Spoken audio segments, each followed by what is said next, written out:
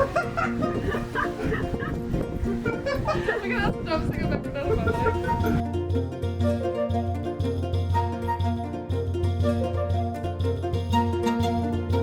I have, I mean, like, not drop this on my camera, but I have 2 swords.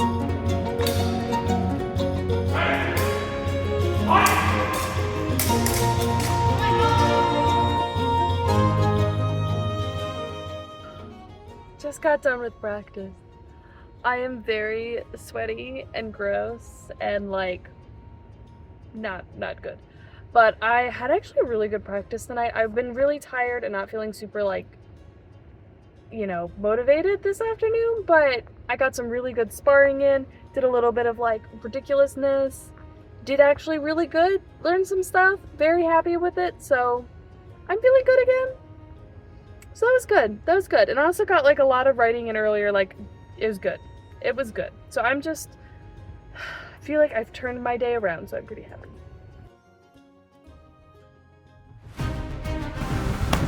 Yeah.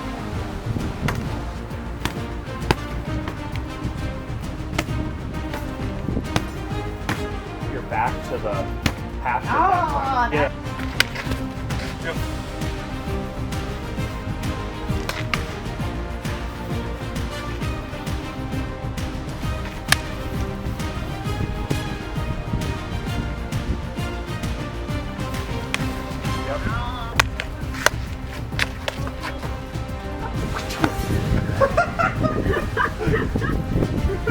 Look at that dumb thing I've ever done in my life. Yep.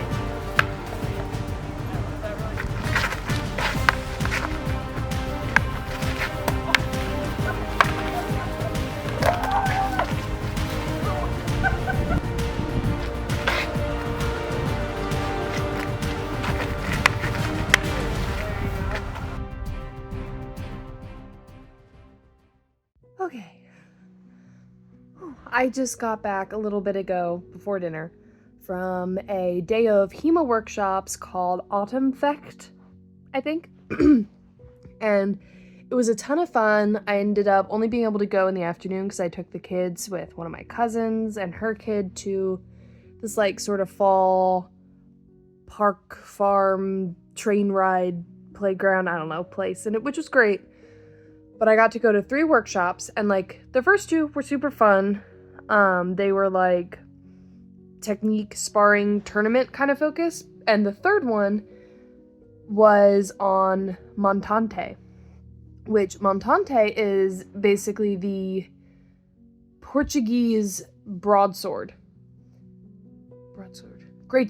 Portuguese greatsword, and that is sort of the type of thing that you can't spar with because it's too dangerous. Like, even using like the greatsword, you can't, even if you were trying to kill the other person, like it's not the type of weapon that you'd use against another person with one of those. Like it doesn't make any sense.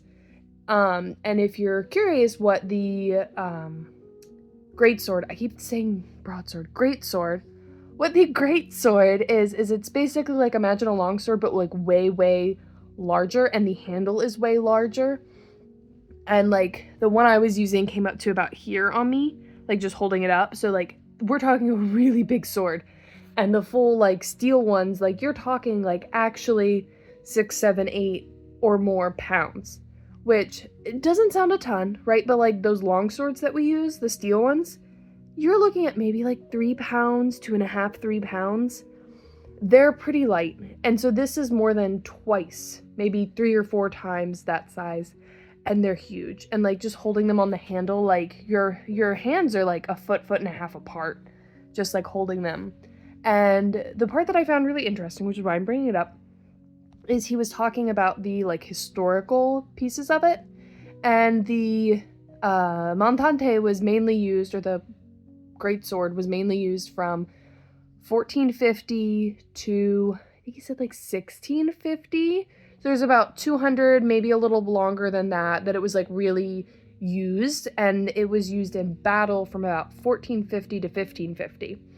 But a lot of when people would use this was like you'd have like town guards using it, or like what's the other ones he mentions, but like special mercenaries or people that were guarding. Basically, when you needed to have one person or like, you know, a small group of people that could defend against groups, because that's one of the main things it was good at, is that you could fight 1 versus 2 or 1 versus 3. Like, you could fight a mob of angry dumb villagers by yourself without dying, because like no matter how skilled you are with like a longsword or a rapier or something like that, like you can't fight off a crowd by yourself. You just can't, right? Unless they're literally complete idiots, have literally no idea what they're doing, and even then they could probably still kill you.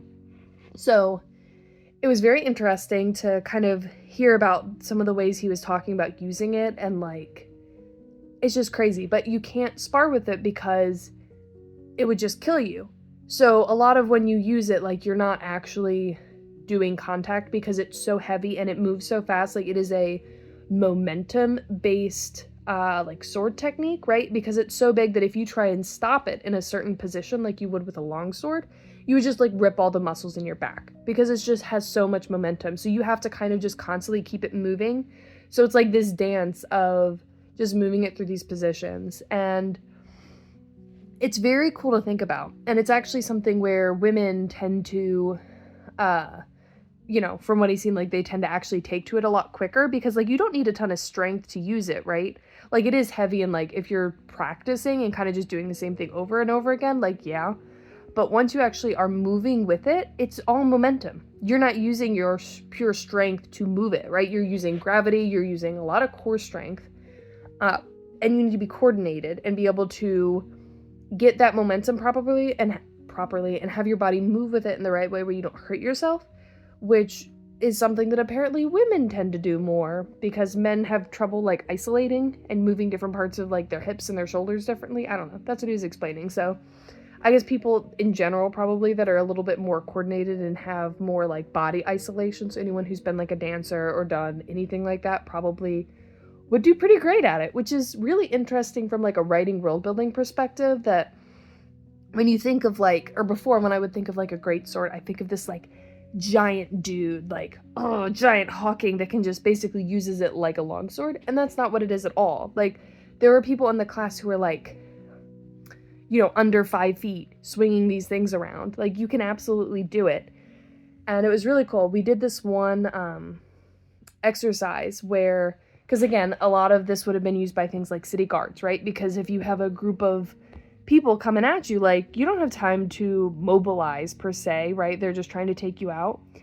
And a lot of the techniques are going to be like, well, you have a technique for being in an alley, for being in a side street, for being against a group of people, for defending against, like, it's all just scenarios. And for whatever those scenarios are, you just kind of repeat this move until they're dead. And so, we did this one where we had to use pool noodles for this, because even with the pool noodle, it stung a little bit just with how you're moving it. And you can't use the greatsword because you'd kill each other. So we used pool noodles and like shields, because basically that's the thing, is that the only thing that could really stop or kill someone who had one of these greatswords was to have someone with a shield that's really, really courageous and have them go in and take a hit and block it with their shield, which would shatter their arm, right? And when that stops the blade, right, because it would get stopped by the force of their shield and their whole arm shattering, someone else could come in and stab them. And that's kind of the way to do it. So we were doing this exercise with that where, okay, like, so you could obviously just, like, kill everyone with this, but, like, what do you do against the dude with the shield that's willing to shatter their arm? And so it was this interesting, like, sequence of spins where, like, you basically cut at their shins, and it, like, swings back in a way where you then would block any sort of other attack, and then you just keep swinging at their shins until they don't block in time, and then they're dead. Or, well, their shins are, you know, then they're dead. But he was saying that he did some practice with an actual sharp greatsword, and he cut through, was it 4 or 5 tatami mats with it or something like that? But basically the conclusion he came to that was that if you actually like just swing it at someone's legs, like doing this sort of a full around swing with that kind of a sword, you literally just cut straight through their legs. Like, We're not talking, oh, you like cut their tendons. We're talking you literally like separate their feet from the rest of their legs. Which is crazy.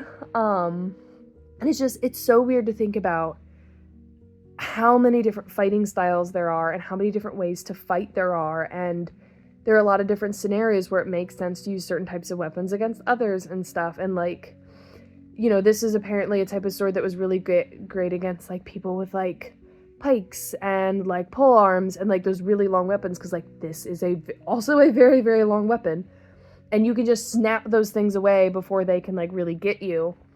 And it's just, I don't know, I found it very fascinating, and I'm gonna try and reach out to because he goes to the club that I'm in. He actually teaches the intermediate longsword class that I'm in right now, and I'm gonna be like, hey, you know, all those like references you found, I want to read them, because I just imagine, like, it'd be so cool having this, like, little, like, in good shape, but, like, little female main character that has a great sword that's literally bigger than she is.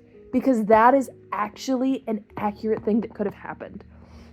And so, like, you know, there was maybe a limited period of time where, you know, in our history, they would have actually fought on the battlefield, right? Because it's like, you're not going to send someone with a great sword up against someone with a great sword. Like, that's just not how you do it, right?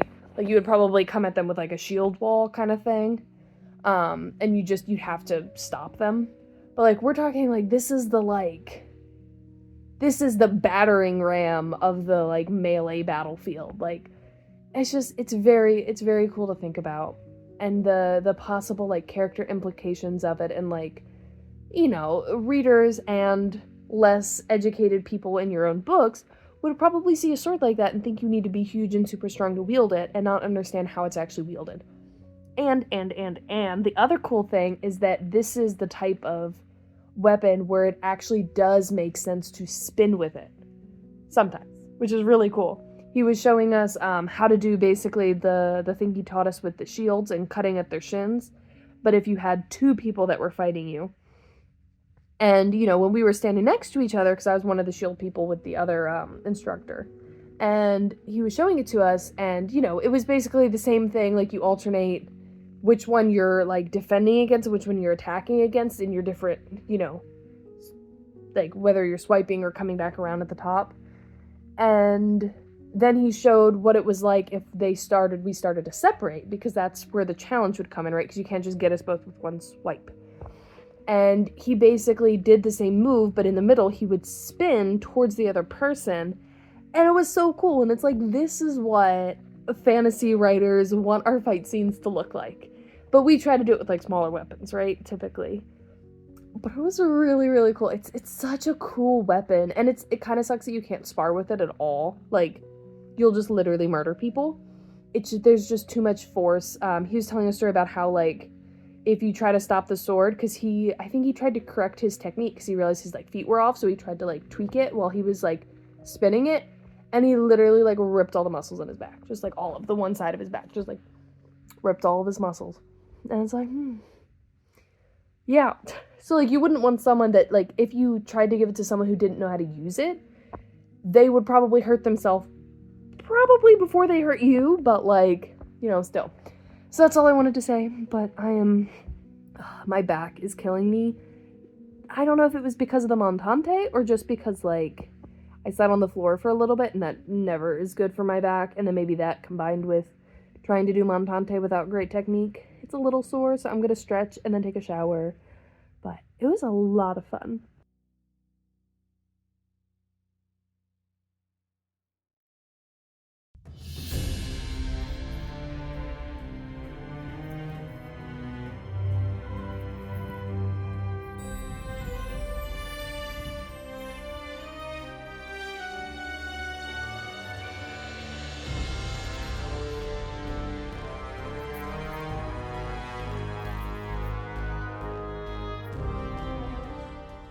Okay, so I got some pretty good exercise in. Like, I'm pretty warm now. But I think I'm really coming along with those exercises. I still need to really work on the technique and making it smooth and, like, making it second nature. But I started at the end, and I don't think I got a clip of this, but I started working on incorporating the second hand into like the right hand drill, just to kind of see if there was, you know, because I'm kind of familiar with the movements now, right? If there's a way to move it in, and I sort of played around with it, and I have a general idea. I'm just gonna need to like kind of write it down as I go so I can remember it, but it's pretty cool. I'm excited. I feel like that was a really good idea. I feel a lot looser. I feel good. Like, I mean, my hand's a little red from, you know, this. Probably need to start doing drills in my gloves though, so I break the gloves in and get used to it, but we'll get there. But yes, it is 12:40. It is lunchtime.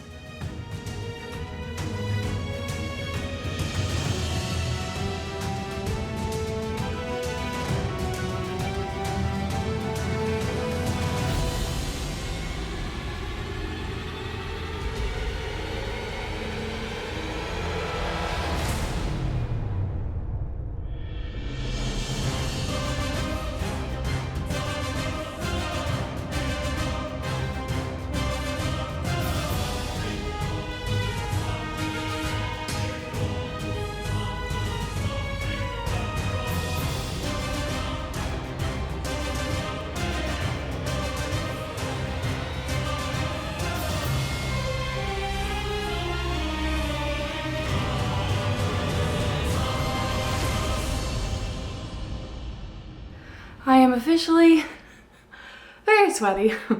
Not like very, very sweaty, but that was a good workout. I'm really trying to work on the flow between the moves and getting them all to connect into each other instead of having to stop and have it being one move, one move, one move, one move, which, you know, I still need to do to an extent to make sure I'm getting the technique right, and I know I'm not there yet. Like, I just started learning this, this new manual this week, so not there yet, but it's been fun. Been incorporating, you know, the other hand into the drills, trying to figure out which moves I can sort of do and trying to like use my base in the Iberian Godinho two swords of how they kind of mix up the moves to kind of try and use that here. And it's been a lot of fun. I know there's a dagger section that talks about a second hand, but like I'm not there yet. So I think once I get these moves a little bit better, I'll start moving forward in the book, which moving forward, it's kind of focused more on like sparring, you know? Like the way this works is like the first part is just these are all the guards, these are all the cuts, this is the footwork, this is like the stance, and this is, you know, the walking the guards drill that I just did. Here's how you do this to start getting used to it. But then the next parts are all on like, okay, like you're in this guard, this is what you can do in this guard. Which is really cool. Like it starts with, let's see. Okay, so then it's talking about parrying, you know, parrying with the true edge, parrying with the false edge. And then it talks about, okay, so like say you're in Kodalanga Sreta, which is, believe, outside the knee, like your right hand outside your knee pointing at like their face. It's like the narrow guard. From there, like what can you do? And it's like, okay, well if he wants to hit you in the head with the Drito Fendente, you know, you can do this, or you can do this, or you can do this. If he wants to hit you in the head with a mendrito, either squalimbro or tondo, so squalimbro diagonal, tondo horizontal, you know, you can do this. And then if he wants to wound you in the leg with a mendrito, then do this. If he throws a mendrito ridoppio, you can do this. If he wants to hit you in the head with a reverso fendente, do this. If he, you know, like it's very much like that. And then the next one is like, okay, now you're in Kodalanga Ota, which is, you know, outside the knee still, but your sword's in a slightly different position because it's, what is Ota? Is that the wide guard? I think Kodalanga Ota, I think that one's just left foot forward, right? So if your left foot's forward and he does all these things, this is all the things you can do to respond. And it just kind of moves forward like that, which is very much like good to practice like visualizing and doing it, but like you kind of need to spar to do that, right? So you would kind of need to pick a partner and be like, okay, I'm going to be in this guard, do this cut, I'm going to practice it. Now do this cut, I'm going to practice it, right? So you need another person, which is where this is starting to get into actually learning how to spar, whereas the Godinho's like Iberian two-sword style doesn't really. It's more just like, okay, you're in a narrow alley, do this until they all dead, right? If you're in a bar and you're trying to break up a bar fight, do this until the bar fight is broken up. Like it's very much not like expecting you to meet skilled resistance, if that makes sense, which isn't super helpful for sparring. So yes, I've been enjoying that. I do like the Italian, not that I'm great at pronouncing Italian, but it's at least a phonetic language, which makes it easier for me. So I'm kind of trying to learn what all the words mean so that I can kind of, as I go through the manual, know what they are instead of just like translating it all in my head, which is what I've kind of been doing to kind of start getting familiar with it, but that's a whole thing. Hello. So, guess what I just got in the mail? A sword. I am very excited. It's a side sword, so it's not ridiculously long or huge like a long sword is. Like, a long sword would be like up to here, maybe. But, side sword. I've ordered 2, but I only got 1 so far. And, they're surprisingly chunky, right? Like, they're not like a rapier, right? Which is pretty thin. They're just like chunky boys, you know? Like a sword. Obviously, you don't hold it with 2 hands. That would be dumb. But it's a single-handed sword. But, oh, try not to stab anything in my room, but isn't it cool? It's so shiny. Look at it. Look how shiny it is.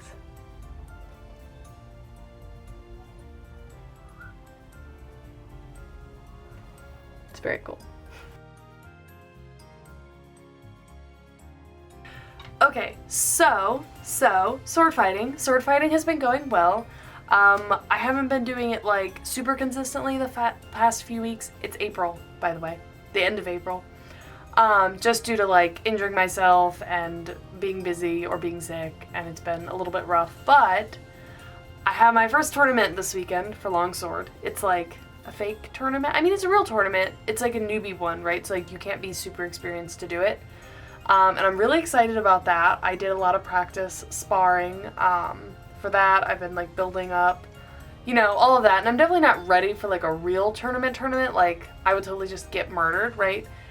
But I'm excited. I think it's good. I'm excited to like experience it and know what it's like and kind of get that feeling, you know, like the differences, because I've heard a lot of people talking about it, like the mentality of it is very different, like the way you feel while you're fighting, which would be a good thing to know to apply to any tournaments that I ever write about. But I've also been acquiring a lot of bruises, so these are my current ones, which are fun.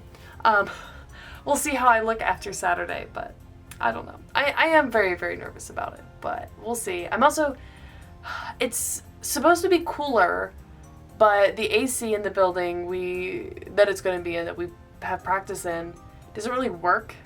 So like last night it was really hot. It was like upper mid 80s, I don't know, and like barely any AC, and then all the gear on. It was awful. But the other thing that's cool that I wanted to mention is that I have not completely finished working through all the Godinho Iberian side sword stuff.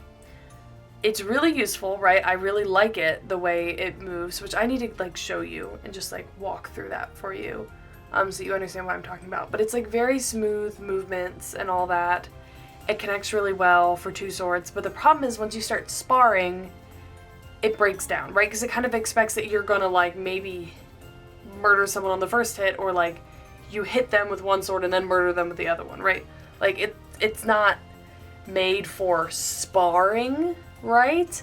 So I told my one instructor that I've been kind of working with for the side sword stuff that I really wanted to be able to spar with it, right? I want to be able to like walk up with like my 2 swords and be like, ah, you know?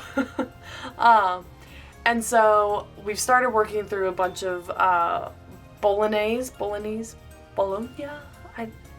I keep thinking of like bolognese, like the meat pasta sauce, but bolognese.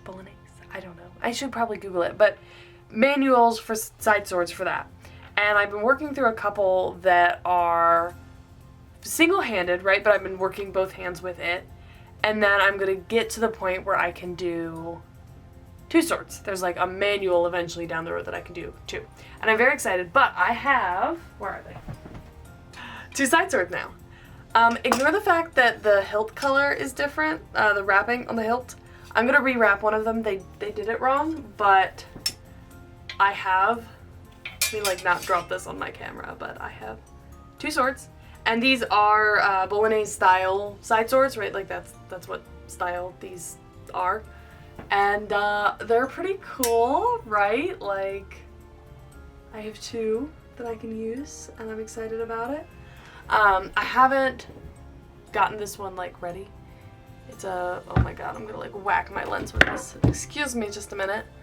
It's a rolled tip, which it wasn't supposed to be. It was supposed to be like a rounded tip, but I don't know, they just did everything wrong with this sword. The other one's right. So I need to get a different type of cover for it, which you can see for this one. I have a tip cover on, and it's like thoroughly wrapped up so I don't actually like stab between someone's ribs and like puncture their lung and murder them. That would be ideal, but I'm excited. These are heavier than the like synthetic plastic ones I've been working on, and they're like they're chunky. Like these are not rapiers, these are not small swords. Like these are, you know, like these are nothing like the eventual foils that like you see in like Olympic fencing or any of that, or even like more popular in later decades or centuries, but I love them, and there's 2. It's great. So that's been my journey there. And I do have a longsword that I've ordered. I've been waiting like 6 months for it. They just finished it, and they're shipping it, but it's coming from like Slovakia, I think. So it's like Siggy Armory, and it's probably gonna take a while to get here. So it might be another month before I actually have longsword. But it's so pretty. It's so pretty. Let me see if I can pull up a picture and like, let's see. I don't know how well you can see that. Isn't that pretty? It's gothic. I'm so excited about it, honestly. But yeah, it's been, you know, it's been a thing. I'm really hoping that I can get to the point where I'm actually comfortable doing that, because the other thing with like sword fighting is I've sort of reached the point in my learning it that I really need to be working with other people on it and working through mechanics while actually like doing them with other people. And it's really hard to do when you are full of social anxiety and don't want to talk to people. Yeah. So that's rough, but I've been building up relationships slowly with people.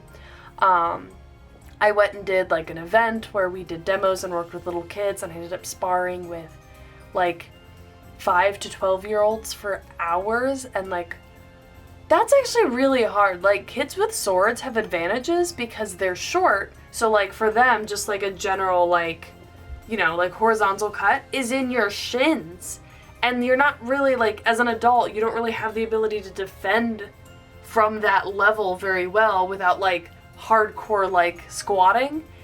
So that like ruined my back and my hips for like a week.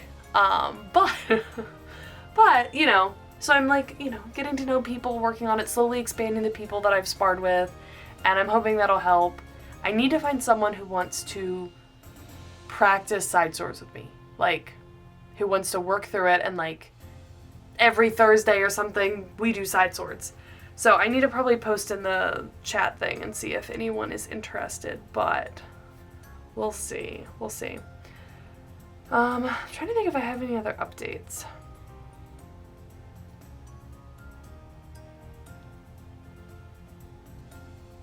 I think that's my only update for right now. I want to show you in a little bit, like, the different movements. I think I have some footage of that I can include. But I also want to show you what, like, the HEMA gear and maybe even the SCA gear look like so that you understand, like I think, like, just from a historical research, a logistics, a practicality, whatever, like, actually understanding what it's like to have swords, those are not sharp, right? Those are blunted, right? Like, you could rub that against your skin like this, and like you might get a bruise if you do it long enough, but like it's not gonna cut you. But you can still really, really hurt somebody with those. And so like understanding how much gear I was wearing to still get these bruises, right? Like it's a thing. It's a thing. Like it is dangerous. Like I've heard so many horror stories of people from tournaments that are like, oh yeah, and like, you know, the like seam at the armpit of the of their armor, right? Their like padded armor jacket. Like it failed, right? So like the sword just punched through that seam at the armpit, just like, or like went like managed to get over the glove and like up someone's sleeve and just like, and I'm talking like that, like those tips, like not, these are not sharp swords. Like this is like, I don't know. It's very dangerous. And like, I feel like it's so obvious, but books just miss that point so much. And that's really something I want to get to. And so once I'm more experienced, I am definitely doing some hardcore swordsy stuff. I just need to figure out a way to have it be plot relevant and not be like really boring and like slow the action down and be just like info dumpy, because that would be awful. So I'll work on that. It was like, you know, maybe in the next couple of projects. But yes, I think that's my thoughts for right now. Yes, I will check in later.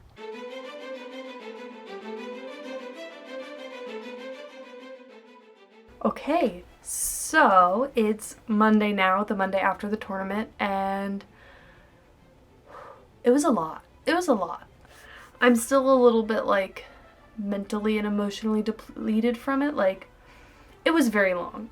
It was, I think I was there for like 11 hours, and it was just exhausting. I was like, I think I only did like 9 fights, but they were 3 minutes, like 3 active minutes of when we were actively fighting each. And then I guess I did 1 5-minute elim round, and oh boy, like you don't realize how emotionally and mentally exhausting stuff like sword fighting is. I never did sports, so I don't know if they're similar, but it's like, your adrenaline is high. You're getting hit, which means you're getting hit with pain, right? Like you're being, like, you're experiencing pain, right? You have that fear, whatever response to the pain or whatever you experience with that.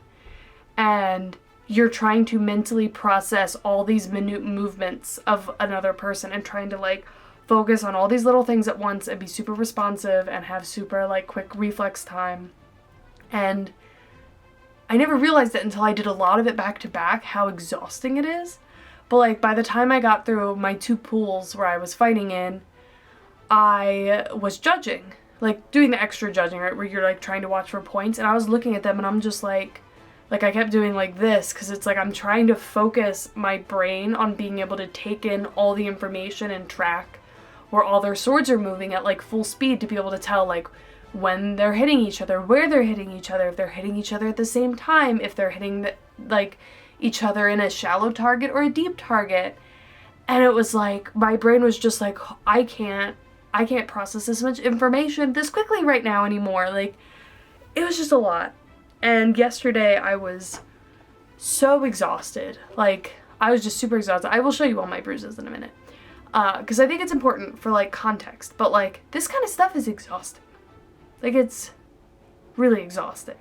But yeah, like, yesterday I just, like, had no coping skills for anything. Like, I don't like making peanut butter and jelly sandwiches.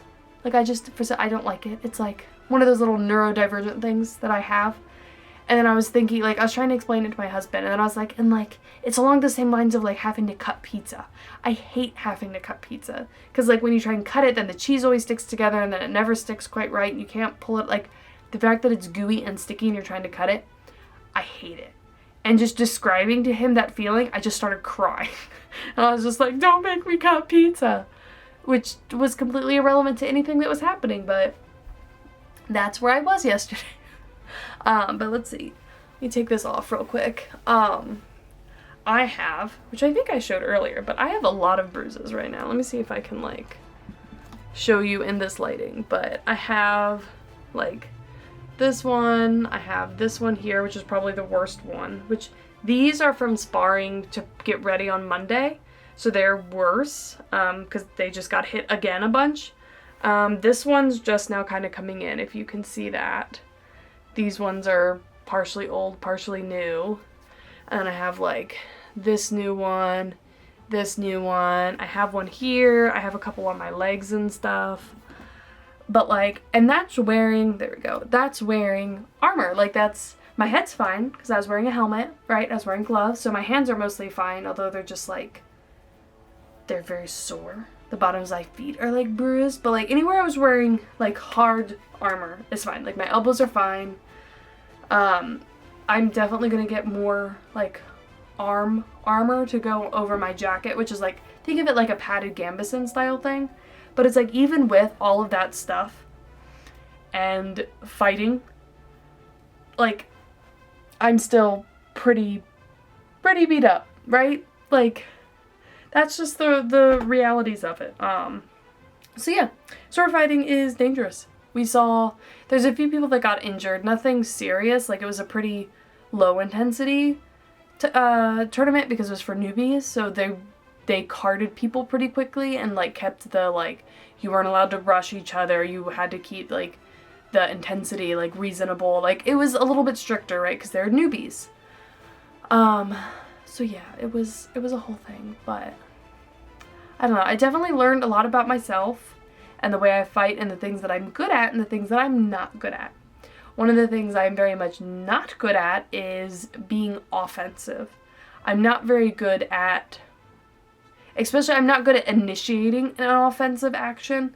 The times when I did best was when I was being really defensive and I just kind of got an opportunity, right?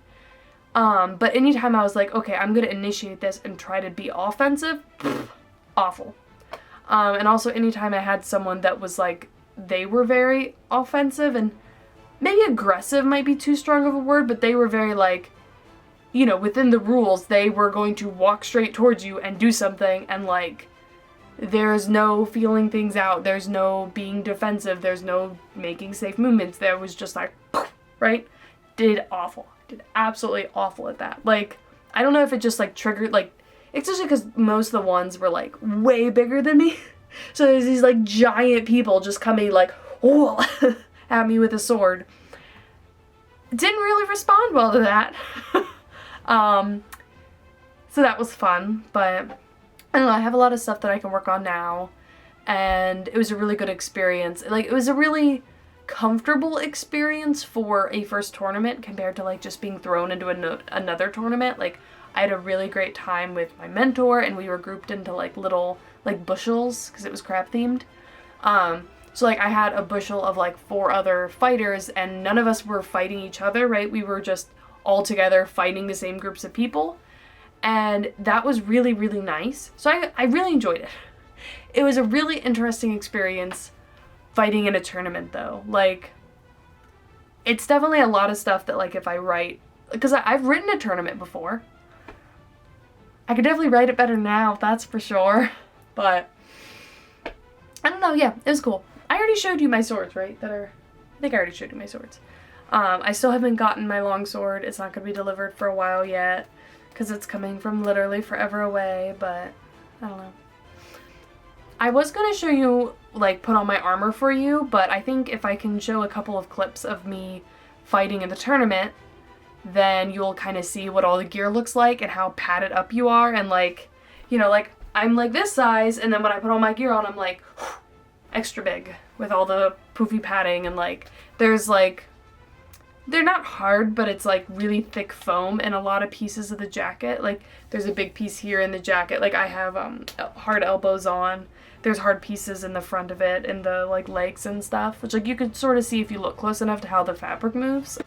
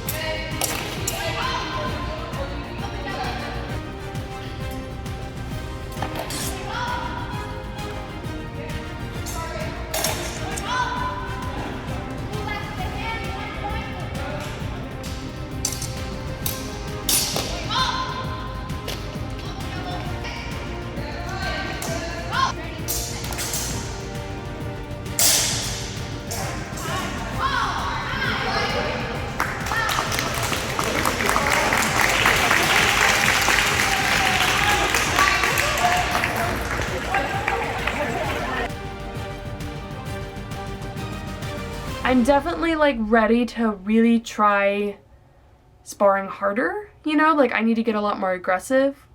The advice I got from one of the like more experienced fighters that was like helping run it, he was like, okay, like, can I give you some advice? And I was like, yeah. And he was like, you know, you're really great defensively and all that, but like, you need to hit them. Like, you need to actually try to hit them. And he was like, the one time, like, one of the times I was watching it, you got like a really good hit in. Immediately afterward, you were like, are you okay? Did I hit you too hard? And he's like, no, just hit them. I was like, okay. So I need to work on that. And I need to start pushing a little harder with my two-sword stuff because I need to find someone that I can work with on that more regularly because it's really hard to just do stuff by yourself. Like, doing drills on your own, especially if you're trying to learn something, like, you can get used to the movements, but the manuals are not exact. Like, sword fighting manuals are not meant to encompass all the information. Like, that's not how they were written. Like, I've looked at tons of sword fighting manuals translated from a ton of different languages, at least European ones, right? None of them, and like some of them were hundreds of years apart, right? Like a wide plethora of manuals, and I've been told this holds up to a lot of them, but they were meant to be accompaniments, whatever. You know what I mean? To actual, like, teaching, right? It was meant to be like, you're going to classes with this master, and they wrote this manual for you to, like, reference to remember things, like, afterwards and to use, like, with the class, right? And so, and a lot of them didn't even, like, write stuff down like this. Like, you would just learn in person. So, the idea of someone, like, in a book, and, like, you could probably world build a reason why they would have a super concise manual like that, but, like, generally, you're not going to have people learning to sword fight by themselves without someone else with them. Like, you need to learn how to read the other person. You need to learn decision trees, even if it's not, like, an actual strict decision tree, but, like, you need to know, okay, if I come in like this and they respond like this is what I can do. And if I do this and they respond one of these 5 ways, I have to do something different every time. You can't learn how to do that unless you're actually fighting with other people. And you can't train your body to, like, react to the adrenaline and the fear the right way unless you're doing it and practicing it a lot. Like, it's just, and they talk about this a lot. I may have already mentioned this, but, like, when you're sparring for the first time, a lot of instructors will watch you very, very closely because, like, you don't know how you're going to react to the adrenaline yet. Like, you're not used to it. And, like, some people, like, they kind of lose themselves to the adrenaline a little bit, right? Because, like, your brain doesn't necessarily process when there's a giant sword coming for your head that you're not about to die. So, like, I don't know. I feel like I've read some stories where people will be, like, self-taught and, like, self-practice, and they've, like, moved through forums and watched people fighting and practiced it, and then, like, all of a sudden they're, like, great. And, like, that is just not reasonable in any way whatsoever. Like, there's not much you can do there. Like, sure, you could look nice like you're doing a sword dance, but that's about all you can do with that. And so I'm at the point with my manuals and stuff where, like, I can do the movements and I can piece things together and I can sort of understand what they're talking about, but, like, without being able to start working through the movements with another person. Like, I do this, they do this, I do this. I'm not going to start building up that muscle memory and that, like, decision tree and, like, just how that will look to my brain. So, you know, that's what I really need to work on. And then eventually I can get into, like, trying it out in sparring, but that's been fun. Yeah, I think with that, I'm going to call this world building side quest, or not world building, wow, my brain is still not 100%. This sword fighting side quest video, which I think is part 3, to a close, and hopefully the next part will involve a lot more, like, of me actually, like, fighting and, like, getting a lot better and learning a lot more and getting into some more stuff. But yeah, I'd love to know if you have any thoughts, especially if you've, like, watched this much of it. But yeah, thank you, and I'll see you next time.